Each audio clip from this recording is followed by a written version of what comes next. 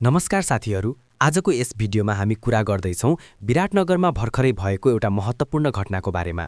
आइतबार नोभेम्बर 23, 2025मा नेकपा एमालेका नेता तथा पूर्व उद्योग मन्त्री महेश बस्नेतमाथि प्रदर्शनकारीहरूले रातो पदार्थ प्रहार गरेका छन्।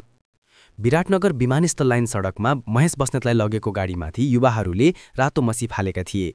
बस्नेत कोशी प्रदेश स्तरीय पार्टी कार्यक्रममा भाग लिन सुनसरी जाँदै गर्दा यो घटना भएको हो। गाडीमा मसी फालिएपछि तुरुन्तै गाडी रोकिएको थियो। प्रहरीले दुईजना युवालाई नियन्त्रणमा लिएको छ। विराटनगर 2 का 19 वर्षीय अरिजित कुमार र विराटनगर 1 का 25 वर्षीय सञ्जो गौतमलाई। उनीहरूलाई मोरङ जिल्ला प्रहरी कार्यालयमा राखिएको छ। सञ्जो गौतमले आफूले बस्नेत र एमाले विरुद्ध प्रतीकात्मक प्रतिरोधको रूपमा रातो मसी फालेको बताएका छन्। भिडियोमा प्रदर्शनकारीहरूलाई प्रहरी भ्यानमा लैजाँदा बस्नेत विरुद्ध नारा लगाउँदै गरेको देखिन्छ।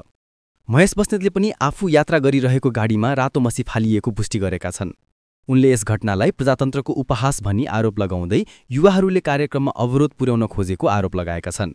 यो घटनाको पृष्ठभूमि: यो घटना केही दिन अघि सिमारामा भएको झडपपछि आएको हो, जहाँ जेनजेड युवाहरूसँग सङ्घर्ष भएको थियो।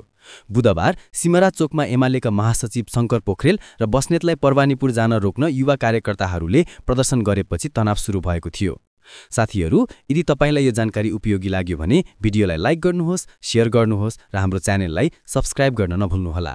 तपाईको विचार कमेन्ट सेक्सनमा जरुर लेख्नुहोस्। धन्यवाद।